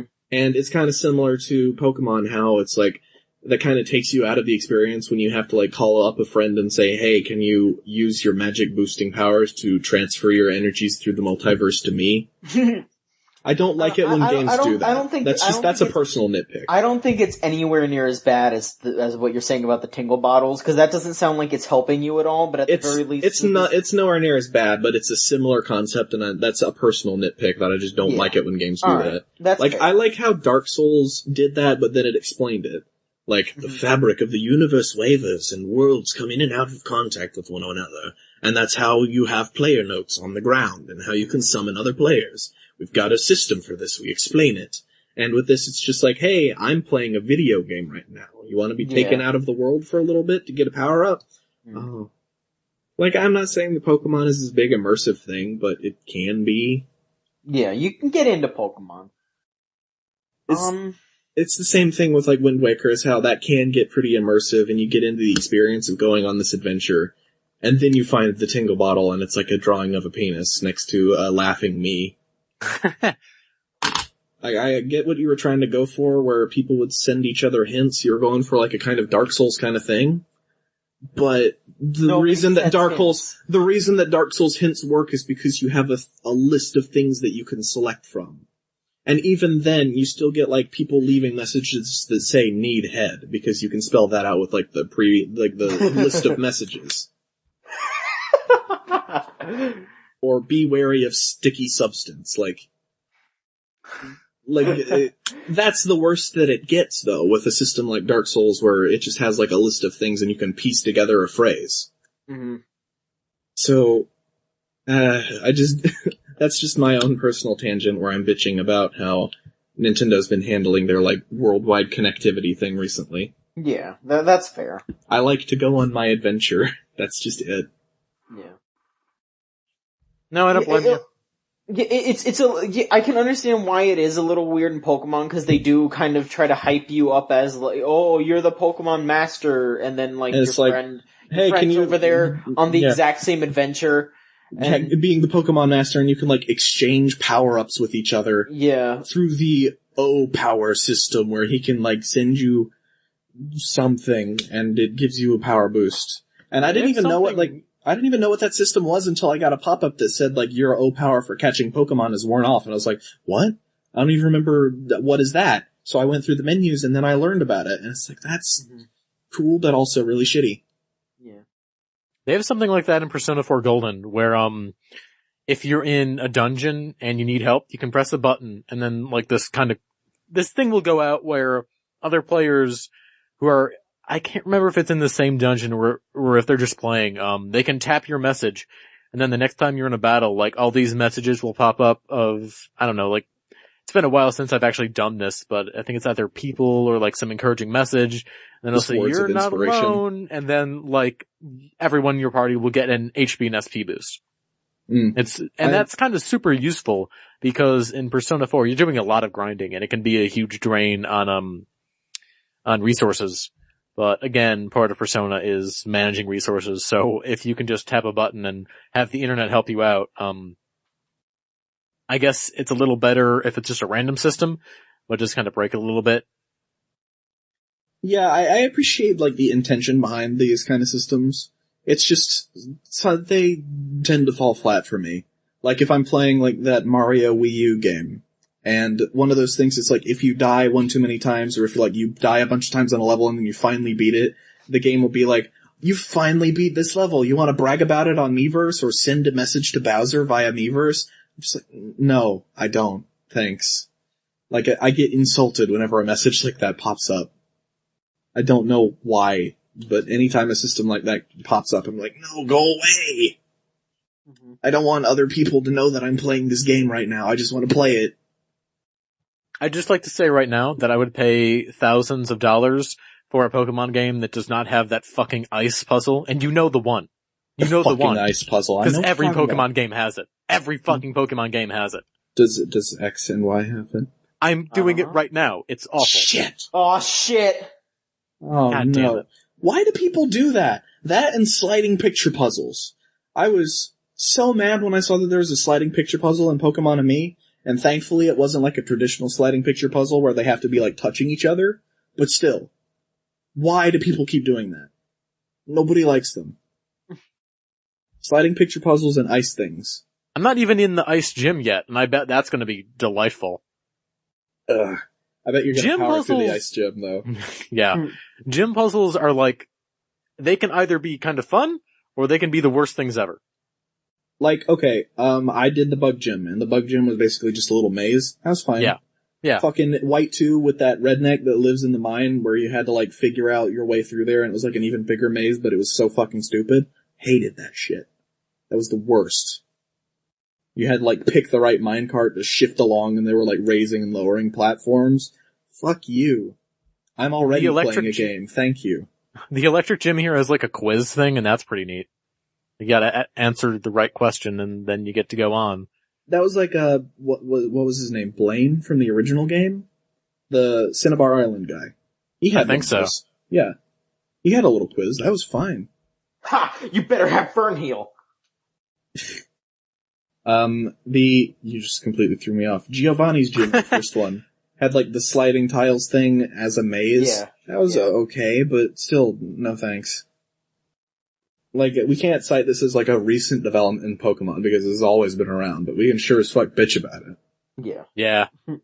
It's like how people say, oh, you're not allowed to complain about the Keys Pokemon because Magnemite exists. It's like, I think Magnemite is pretty stupid, actually. See, now, What now? Here's where I tell you to be quiet because the Magnemite. I like the way that Magnemite looks, and I think that Magnezone is one of my favorite Pokemon. Magnezone is so great. But conceptually, I think it's stupid. And conceptually, I also think a Ring of Keys is stupid. I want to hang out. I want to hang out with all these Pokemon. I want to hang out with Magnezone. I want to ride one. Same. Is this your Pokemon waifu, Steven? Yes, Magnezone. Your Poke waifu? My Pokemon and me. I would pet Magnezone. Oh, I bet, Steven. I want to pet a Magnezone non-sexually. I think that it's really cool, by the way, how there are models for every single Pokemon. Yeah. And I think that's probably why there are only 70 new ones. Yeah. Because if they made any more Pokemon than that, the fucking 3DS would probably shit itself. Like, no more. I'm done. I wonder how big the 3DS, how much data the game has. 1 million, probably. It's gotta be, I know that Metal Gear Solid 3, before Pokemon X and Y came out, held the record at 4 gigabytes of data, or 8 gig, I don't remember what it was, 8, I think? Mm-hmm. Because it had all the uncompressed audio and they still just fucking shoved it in there. I wonder how much is in fucking Pokemon now. Let's Google it. X and Y storage. Or wait, no. Why did I? See how many blocks it is. At least there's a Nintendo haunter in blocks. this ice cave. Okay, it says 14,000, so that's about 1.7 gigs. It's not a lot. It's only 2 gigs, yeah. Really? Yeah, that's only about 2 gigs. See how big Metal Gear is. Metal Gear Solid 3. Okay, Metal Gear Solid 3. Okay, it says that It's okay, I'll edit this out. Alright, it says that it is, it's about 4 gigs, yeah. So Metal Gear Solid 3 is twice the size. Wow. Huh. That's weird. It must just be all the uncompressed audio. I guess. That is weird though, yeah. Man, I kind of regret getting rid of that game. That game was not a good port, but it was still really fun. Just because it was the Peace Walker engine. And Peace Walker is a really fun game to play on a handheld. So, would you guys recommend I get MGS3 for the 3DS if I have a Circle Pad Pro? It depends on how much the person that's selling you wants for it. Yeah. Like, if you can get it for like $10, go for it. Have you ever played Metal Gear Solid 3 before?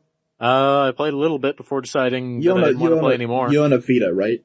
Yes. Just get the HD version for the Vita. Okay. Yeah. Because I enjoyed the 3DS version, and I enjoyed all of the advantages that it using the Peace Walker engine afforded me, but that shit ran like crap. Mm-hmm.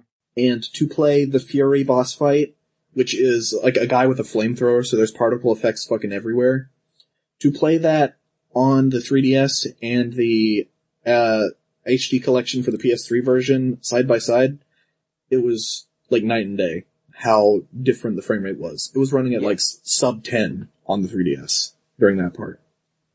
Mm-hmm. That is like the only part of the 3DS port that makes it inexcusable. Just the frame rate on that is locked at 25 and it still drops. Even though I've played games that run at better frame rates than that on the 3DS, there's no reason that it should run like that. Mm-hmm. I've noticed the frame rate in X and Y can get a little dicey too. Yeah, I've noticed it kind of shits itself just a little bit for like half a second. I haven't seen any of that, but... If you turn up the 3D and then do a Mega Evolution, God help you. I do not turn on the 3D. Yeah, I don't turn... No, I've never turned on the 3D. I have it turned off in the parental control, so I can never turn it on again. But, even without it, I've noticed the frame rate shit itself just slightly on, like, map loads. Well, not only that, but, like, when you're in a battle and, like, they have the side-by-side, like, diagonal cut of the two Pokemons... Yeah. That's when it drops just a little bit. Like, no normal person would notice this, but people who have trained eyes that, like, know what frames per second is will notice it. I disagree. There's some pretty serious slowdown. Well, whatever. If it's like a little bit of slowdown. It's not like Metal Gear Solid 3DS, where that slowdown is ever present. Ever present to the point that it affects the game. Maybe frames per second is exclusive to the X version. I don't know. So you guys got anything else to say about the Pokemans? Not yet. I mean, I'll probably talk more about it once I'm done with it. We'll have to catch up with each other. I'm gonna write a review, I think, for the site. Because I think I'll probably be done with it before you guys are. Yeah. Well, you're the furthest along. You're the furthest along. Which is funny because we all got it on the same day. We all got it on lunch day. Alright, yeah, I should talk about my midnight launch, terrors. Oh god. Go do so. Okay, so, we went to our favorite, it was me and, Brian who made the Choo-Choo, the logo for us. Oh, excellent.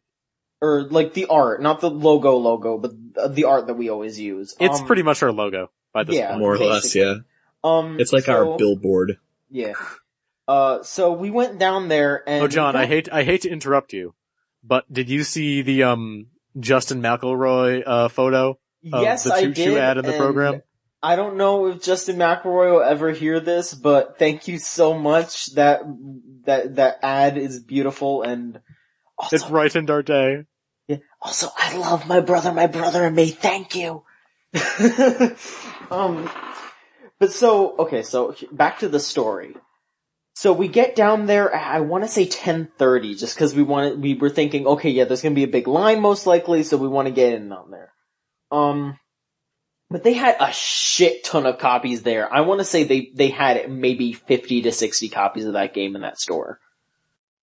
So, see, I'm a little confused by that because I went to the Target on launch day, the Target by my school, and they had one copy of X left. And that was it. Well, I mean, it was that night, and so, I mean, let me finish the story. So when we got there wasn't anyone else there, but as time went on, by like 11:30, I want to say there was 50 people in the store.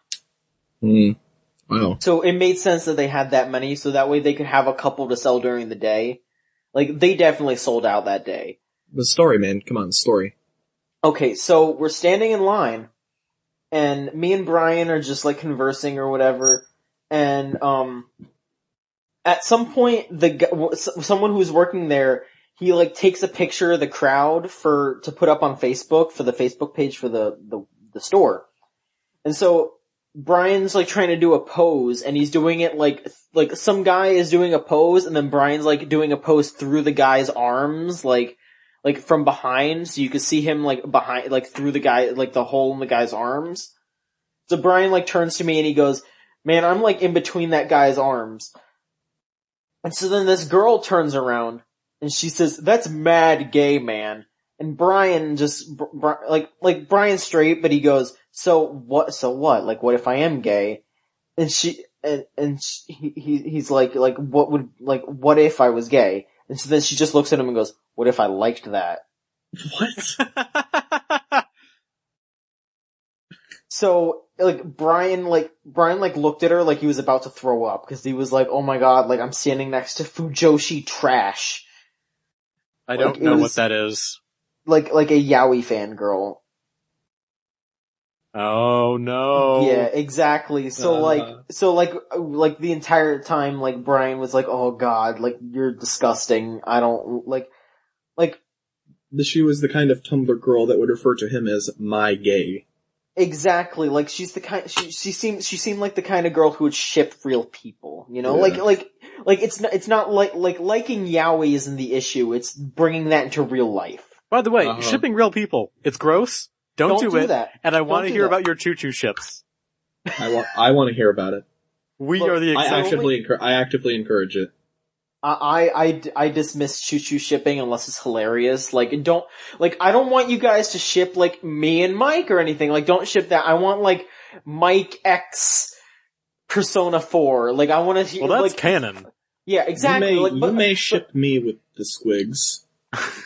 Whoa, love triangle. Is that legit, Steven? Or are you legit into Squiggly? I made the video. I know you made the video. I fed her a sandwich. Are you legit into Squiggly? I only like her because you're throwing her away and picking her up on the rebound. Okay.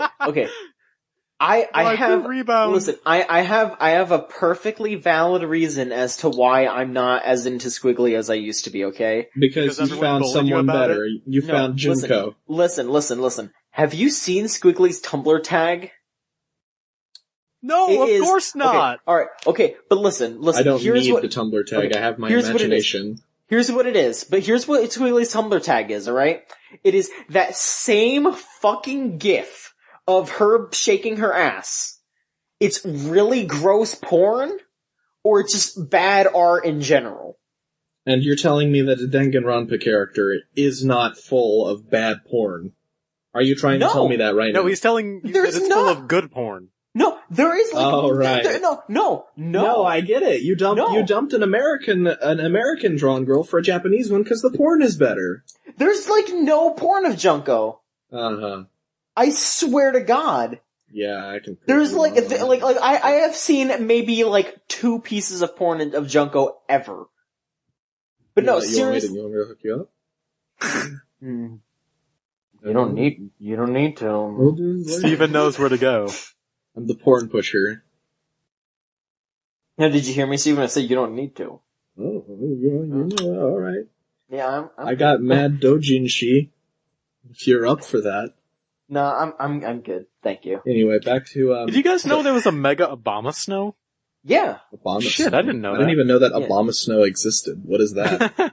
It's like an abominable snowman. I gathered that, but... Continue, John. But no, so, like, that's it. It's just cause, like, there was no, like, I still go in the Squiggly tag and reblog things that are good with Squiggly, but it's just, there is more good Junko stuff out there than Squiggly stuff. And that just, it's like, I like them both a lot, but it's just, there's more stuff for me to reblog on my Tumblr of Junko. That's pretty much it. Okay, well, me and the Undertaker will be having Squiggly then. We'll catch her on the rebound. Alright, sure. You can ship the Undertaker with Squiggly. Squiggly and the Undertaker will be resting in peace in my funeral parlor. Oh, my Undertaker. Rest in peace. And then Squiggly's just like, oh yeah, Undertaker, we're both dead, and that's all that we got going for each other. Undertaker, will you win WrestleMania one more time for me? SummerSlam for Squiggly! I don't know why, but Paul Bearer saying the word SummerSlam in his... Yeah! SummerSlam!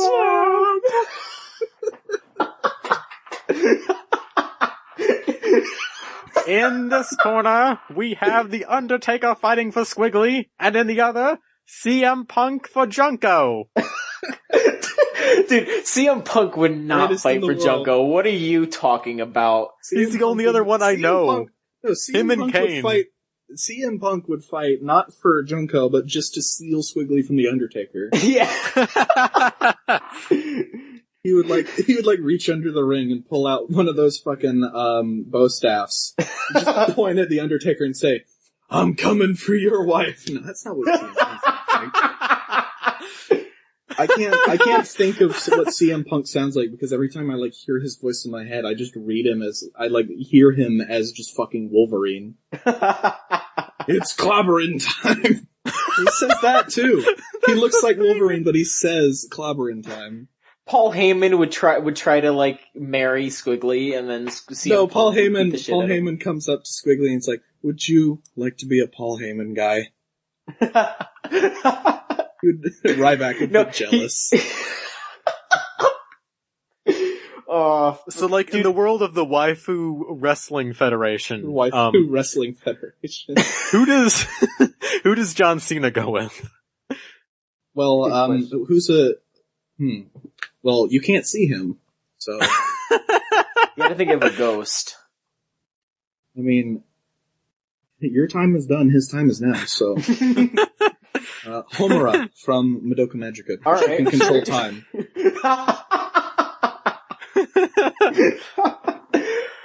So. Your time has come, his time is now.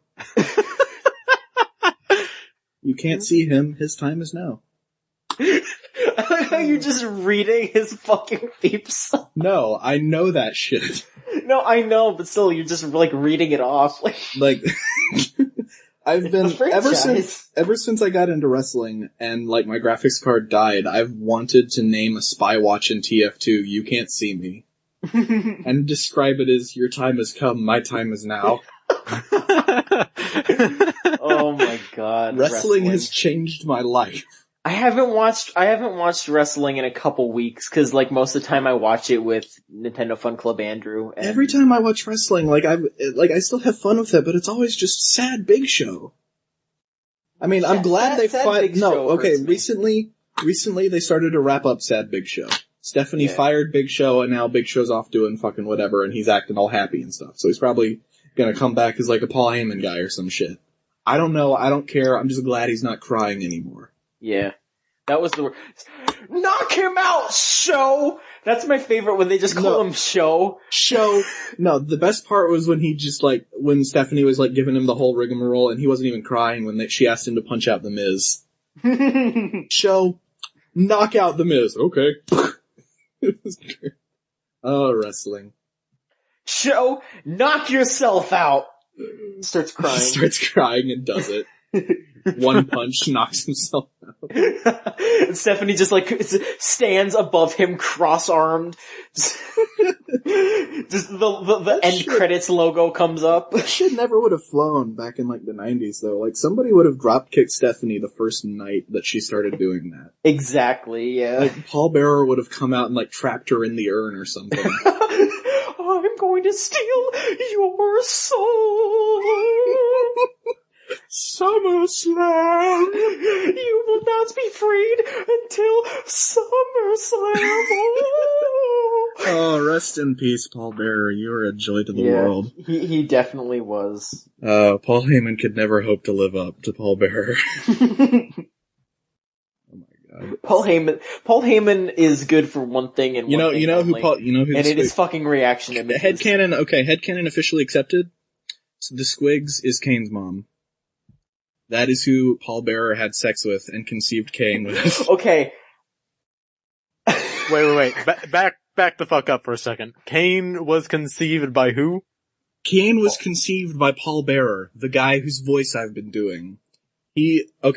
So Paul Bearer had sex with Undertaker's mother, and that child with Paul Bearer's quote-unquote demon seed became Cain. I am insinuating... You shut the fuck up right now. None of that is true. It is absolutely true. But wait then, Steven, so are you, why would you ship Squiggly Undertaker if Squiggly's Undertaker's mom? I was about to change that, cause we're getting a little too anime with that. Yeah. Okay, the Squigs is Undertaker's mom. Okay. So I officially ship Squigs with Paul Bearer instead. And so Squiggly is the mother to Cain and the Undertaker. That's canon. So wait, but then who's Undertaker's dad? Undertaker's dad? Yeah. That doesn't matter. John. What's it mean? John. You can be Undertaker's dad. You and the Masked Negro are both the Undertaker's dad. Oh, I forgot to shout his time. name at the beginning of this podcast. Huh? I forgot to shout his name at the beginning of this podcast. Oh, right. No, we're not afraid to say the Masked Negro anymore. No, John might be. No, I'm not. Say it. The Masked Negro. There you go. No, it's just, I said that if he asked a question, I was going to holler his name when I was like, it's time for the question from the Masked Negro! That's what I was gonna do, but like, wait, I did it. That's wonderful. We beat you. We won. Yeah. We're not black guy. We're Take not that, the sweaty racism. white boys anymore. Take that, the KKK. Fuck off with your racial racism. equality is here. We did it. We solved it. Video game Choo-Choo beat the KKK. Yeah. We did it. Racism is over. We did Racist it. words We're are a done. thing of the past. There's something to laugh at now. John, by look back in the law past. of the KKK, you keep what you kill. That means you are now the Grand Wizard. Finally. Finally. Mike, I want to be the Grand Wizard. Steven, until you relinquish the title of Big Anime Man, that is what you will be. Shit. And you can never leave Big Anime Man. Ah, this is a big decision.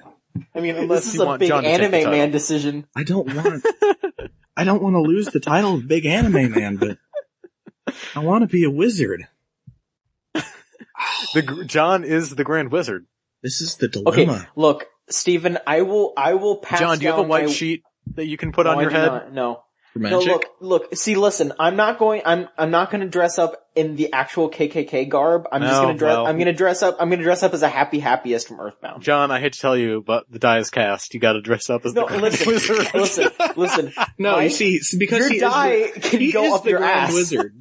He is the Grand Wizard, so he can institute changes as to Exactly, uniform. so he'll make it a wizard So outfit. for the new, You are now Marasmus, the the new Grand Wizard of the KKK. exactly, that's what I'm saying. This is KKK 2.0. It'll Yeah, be like we're- that one episode of The Simpsons where Homer joins the Stonecutters. yeah. And he makes everybody do work, so they kick him out and make the No Homers Club. But that's what I'm saying. The like, No Machanskis. as the new accepting of all creeds leader of the KKK, which now stands for Krispy Kreme. Crispy Don't put this in the Krispy title, Kreme. Mike. Krispy Kreme, comma, Katie. We have our new member Katie who brings us Krispy Kremes. It's Krispy Kreme, Katie. So, here we have John Machanski, father of The Undertaker and leader of the KKK, Grand Wizard. Oh my god! The Choo-Choo lore is expanding. Yeah, by that's the what I'm minute. saying. We are creating a tapestry right now. Call this John the Racist. A beautiful quilt. John, 2. Steven, we had John the Racist too. Krispy Kreme, comma, Katie. We should do more late night podcasts. If I were a worse person, I could come up with just the best title in the world for that, but I don't want to say it. Steven, Yeah. we all know you're the worst person in the world. Just say it anyway. I don't want to say it because it involves a racist word, but I'll give you a hint. Okay. It rhymes with electric boogaloo. Oh. I don't even know what that that's is. racist.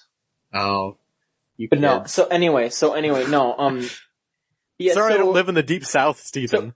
Krispy Kreme, Katie. She brings us the Krispy Kremes, and then we celebrate diversity. I'm sorry, I forgot. We are going back to John's reworking of the KKK. Oh my god, hold on. Ripping the KKK from the roots. Structuring it to actually be KKK. We dress in blue just as a reference to Earthbound because everyone loves Earthbound.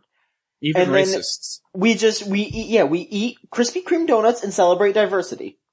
John, I hate to tell you, but I don't like that idea. Why not? Because you should instead just do a Ninja Theory KKK reboot. No. My name, really, John? By the way, is Machatsky. The Grand Wizard. The Grand Wizard. But you can call me Machatsky the Grand Wizard. Has a nice ring to it, don't you think? Fuck you.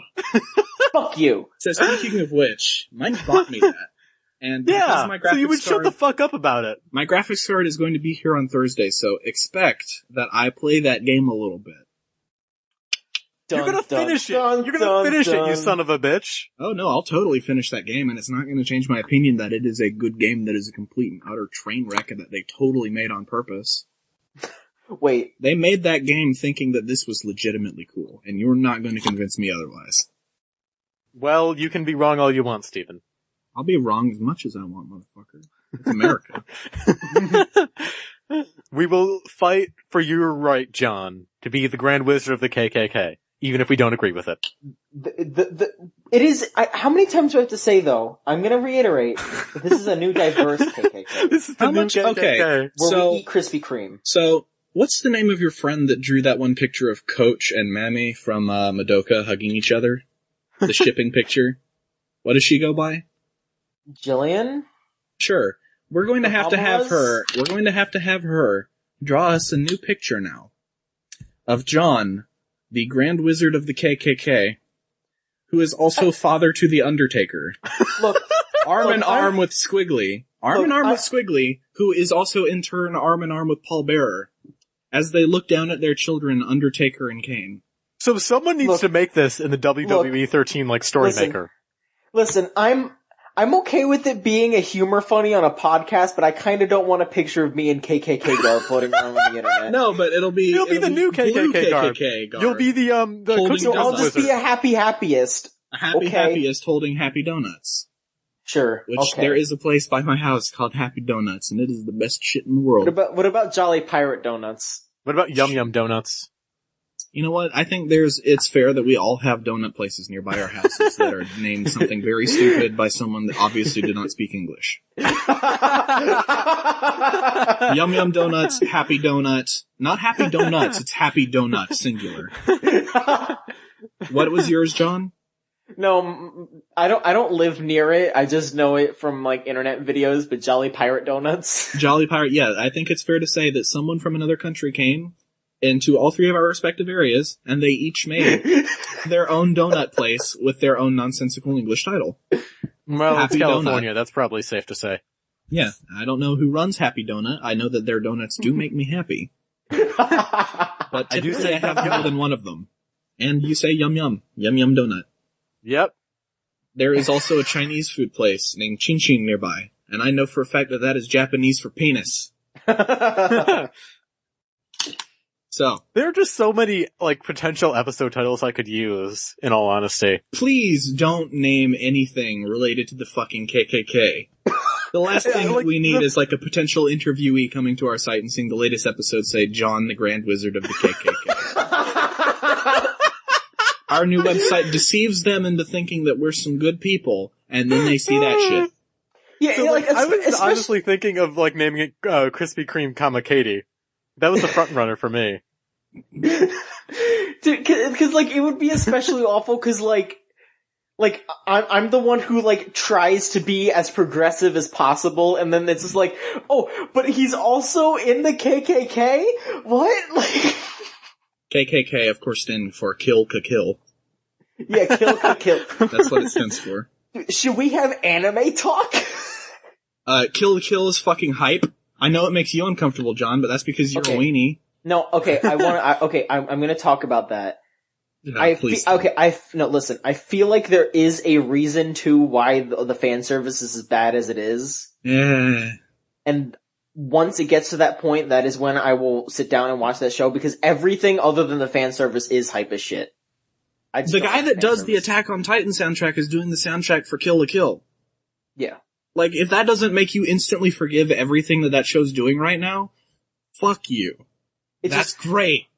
Like, it's just, I just don't like to forgive things, because I don't like excusing shit that just because everything else around it is cool. Like, that's what I'm saying. Like, I'm not saying it's bad.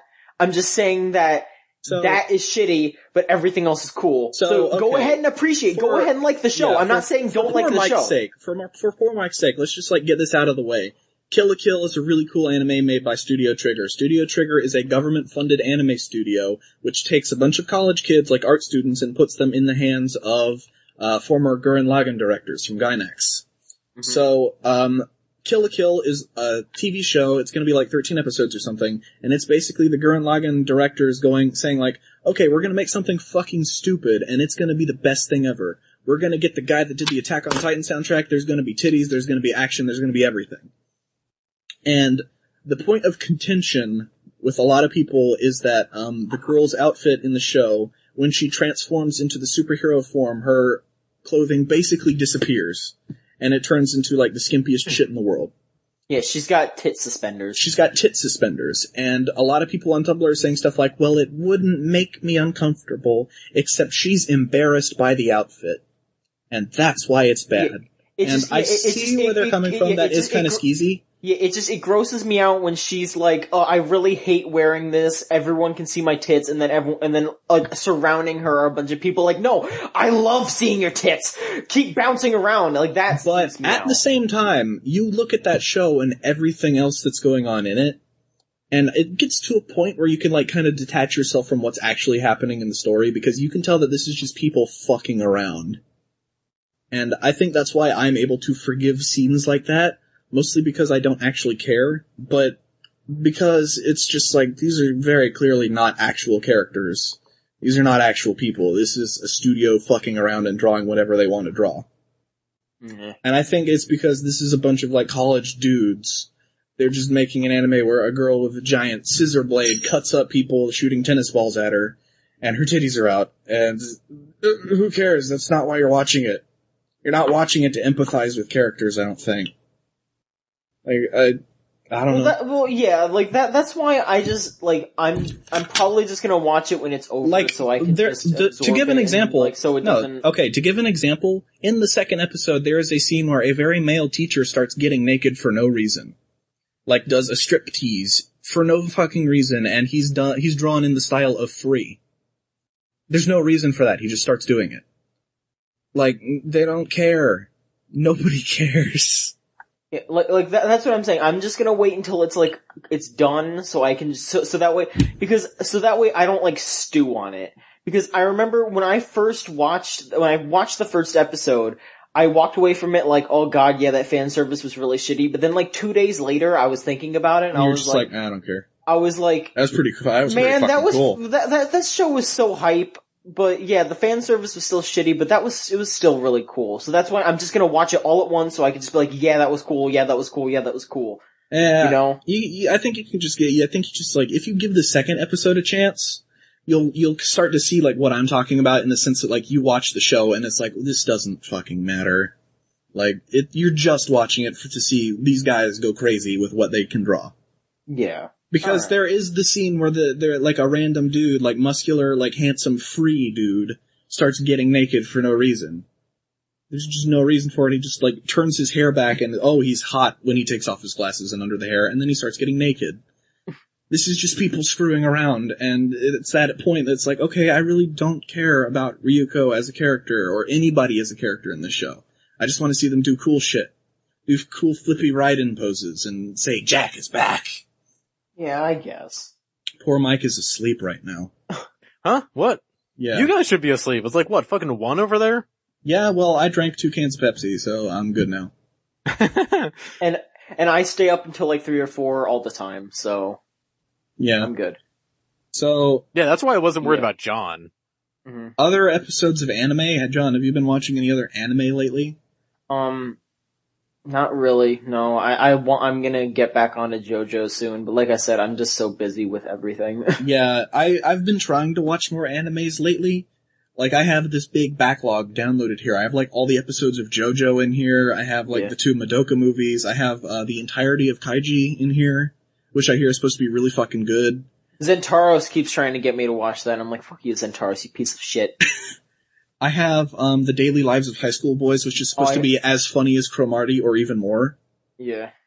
I downloaded the first episode of Hajime no Ippo Rising, which is an anime about boxing, and that's it. Mm-hmm. I downloaded, like, the new KyoAni thing, Kyokai no Kanata. I have no idea what that's about, other than the girl also uses a red scissor-shaped sword by pure coincidence. She like, makes it out of her blood or something. I don't know, like, it looks like what Kill la Kill is doing, but played completely seriously, and I don't know if I really want to watch that. I don't know, like, a couple of my friends watched it, and they were like, yeah, it's just okay, but the girl's cute. Like, that's all they said. See, so. that's mostly, that's like all KyoAni shows, though, anymore. Yeah. Like, ever since Lucky Star took off, all KyoAni does is, like, cute characters doing cute things now. Yeah. So, like, they're a good animation studio. I really like Nichijou, but they're not really good at it anymore.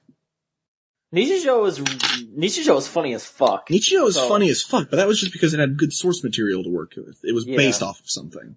Yeah. Like, Free wasn't based off of anything, and that was just a fan service show, but for girls. Yeah. And I don't care what anybody on Tumblr tries to tell us either. That show was Man Candy, the show. It was not a deeper story. It was no accomplishment. There's Man Candy. Like, there's no problem with that. If there's no problem with it, just don't act uppity about it. Yeah, I have a bunch of friends who were, like, legit trying to get me to watch it, because they were like, it's funny, it's got a good story. I'm like, I don't want to watch half-naked dudes. It's like, it's like the whole premise of that show is asking the question, what can we do this week to get this guy naked? Yeah, I understand that there's an audience for that show. Like, I just don't want to watch it. I barely want to see half-naked girls, so, like, what makes you think that I want to see half-naked guys that I'm, like, not attracted to at all? It's like, I've seen gift sets of what Free is, and all it is like painting shots of sparkly dudes' abs. I'm glad that you like that, and I'm glad that it's there for you now. I'm glad that there's an audience where women can watch a show and see half-naked dudes, and be able to say, like, oh yeah, I totally jacked off to anime last week. Glad you got that, ladies. Don't act like it's anything more than that, please. Because it's not. That's like my biggest problem with Free is when people like come up and say, no, it's a really good show, it's legitimate. It's like, no, it's fucking not. It's not. See, how I wanted Free to end is I wanted all the free boys to gather in like a dark room, and then the lights would turn on above them, and they would like peel off their skin, and it would turn out that they were just like terrifying mermen, and they would all look into the camera and say, you were masturbating to fish people. See, now when you said peel off their skin, my mind immediately went to the ending of Oz, or no, The Wiz is what it was called. Mm-hmm. The Michael Jackson Wizard of Oz thing, where at the end of the movie all of the Munchkins peel off their skin to reveal very attractive naked black men, and they all danced for like half an hour. Well, after the Wicked Witch got flushed down a toilet. Well, I guess that could happen too, you know, they could just... That's how an anime could end, I think. Like, hey, guess what? We were black this whole time, we just didn't tell you, sorry. We were hiding it. Oh my god. So, a lot of anime is downloaded on my computer, and whether or not I watch it more or less depends on whether or not I can stream it to my PS3 without it, like, lagging. Mm-hmm. And that's why I'm really behind on JoJo, because every time I try to play it on my PS3, like, over the streaming thing, it just shits itself, because there's so many, like, simultaneous colors and shit going on in JoJo. JoJo's nice. JoJo's really nice, and I want to watch it on a big screen TV, and I'm not gonna watch it until I can figure that out. Yeah, Choo-Choo fans, if you ever run into me at a convention or something, I will do a JoJo pose for you. Just ask. Choo-Choo fans, watch JoJo. And watch Kill la Kill unless you're a woman, because I can understand why Kill la Kill would offend a woman. Well, no, I wouldn't even say that. I don't care. Just keep that in mind that there is some really shitty fan service. Keep that in mind that you might be offended by the fan service in that. Like, I'm usually one to, like, say, no, watch it yourself. Don't let me as a guy tell you that. I still feel like you should watch it yourself, because it's, like, if you can look past the fan service, it is still worth a watch. Yeah, that's not my call to make, really. Yeah, but exactly. I'm just saying, it makes John uncomfortable. So well, everything makes me uncomfortable. You Steven. live in an uncomfortable state. You know what? If you want to watch something that doesn't make you uncomfortable, watch Madoka Magica. That is the most heartwarming show in the world, and it isn't disturbing in the slightest. It's on my list. Wink, wink, nudge, nudge. Mike, if you're gonna play Pokemon, at least turn the fucking volume down, Mike. Jesus Christ. Huh? What? Mike, why don't you watch anime? I'm gonna watch Madoka eventually. Madoka's really good. It's only 12 episodes. And there are 2 recap movies. I'm gonna watch it eventually. I'm gonna watch it eventually, Steven. You gotta watch The West Wing first. There are Blu-ray rips of it. Just watch it. You gotta watch The West Wing and then do the West Wing podcast. The West Wing podcast is a dumb idea. It is a dumb idea. It's definitely happening. Who gives a shit about the West Wing anymore? Like, what? Like, we already talk about enough dumb shit on the Choo-Choo main show anyway. Just watch an anime. Watch an anime and get with the times, old man. There's a difference between, like, okay, yeah, let's talk about, like, what animes we're watching so we could, like, seem like less, like, or seem like more than faceless voids. But, like, a West Wing podcast? What are you doing? I really want to do that. Like, a Simpsons podcast would make more sense than that. I just really want to watch The West Wing. I want an excuse to watch it. Yeah, just watch it. But I also want to talk about it with people, and no one on campus will watch it with me, so... But then why talk about it on Choo-Choo, or put it up on the Choo-Choo site? You know what, Mike? You know what? Okay, I got something we can all watch together, and we can all talk about it. Everybody go download the first episode of Kamen Rider Gaim. How about that? We can all watch that. Is that the fruit one? It is the fruit one, and the best part about Kamen Rider Gaim is that it is being written by the guy that did Madoka. And on like his Twitter or in an interview recently or something, I don't remember where, he said like, if you think that Kamen Rider Gaim was like really toyetic and like baby stuff, just wait. Just fucking wait. Cause it's gonna get bad. And I personally cannot wait for that, because when Kamen Rider is at its best is when it tricks you into thinking it's gonna be some little baby kitty bullshit, and then it just takes a shit. It just takes a shit everywhere.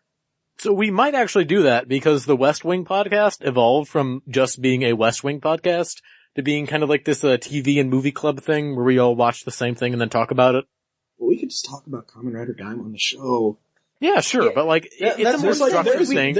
I want to do one episode of Kamen Rider Gaim out right now. We could start that shit now. Yeah, we could Mike, like, we could have like a live stream it for the two of you right now. It would be a good idea to like just every once in a while just like have a segment where we talk about something like that. It's like, hey, what are we all watching? All right, we're all watching Kamen Rider Gaim. I watched Kill la Kill. John watched whatever. Yeah, but Mike watched a TV show. Yeah, but it's like us two don't care about the West Wing. I know, that's why I'm not asking you to do the podcast. Yeah, but like that's what I'm saying. Like, it's like, I don't think the West Wing appeals to our audience anymore. Yeah, it's not like a Choo-Choo thing. Like, I want to do more podcast type stuff. Yeah, Mike, you have to like take that into consideration if it appeals to an audience. Here, Mike, I'm gonna get you something. I'm gonna the main show. I'm gonna get you present.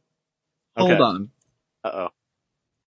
Like, it's my thought process is it doesn't affect the main show. I'm gonna save all this, like, the stuff I've watched for the main show. It's just a side project I want to do for fun. And I pay for the hosting, so that's where it's going. Alright. I know, I'm just saying, like, you can do whatever, I'm just saying, I don't think anyone's really gonna care. There you go. Uh-oh. There you go, that's Steven. That is all of the Madoka, right there. Great, I'll watch it at some point. Oh damn, the second episode of Gaim is out. Okay. I'm about to shit on the Skype calls quality right now by torrenting this right now. Well, you know what, maybe we should just wrap this up. Yeah, let's see if we got a questions post and then we'll wrap it up. Sure. Alright, let me get the questions. Cause this is good length. We had a good time. We talked about Pokemon. We have 3 questions on the questions post. Someone check the email. Or no, 2 questions. I'll do that right now. Alright, I'm checking the email. You have the password, right? I think so. No, I don't. I remember it. I think. Yeah, you check the email. God, I don't remember the podcast. As a reminder, everyone send your emails into podcast@videogamechoo-choo.com. Sure. And while whomever figures out our email podcast questions, I'm going to read off some of the questions. Hotel Mario asked, "What are your favorite pogies from this gen so far?" Well, Hotel Mario, I like go on ahead. I like the Chespin evolutionary line a lot. Mm-hmm. And I'm also a real big fan of the Froakie final evolution. Same. Yeah, I'd say that the Froakie final evolution is probably one of my favorites. I kind of regret getting Chespin, but not really, because I think Chestnut is really cool, and I think Chespin is pretty cool, and I think the second one is not.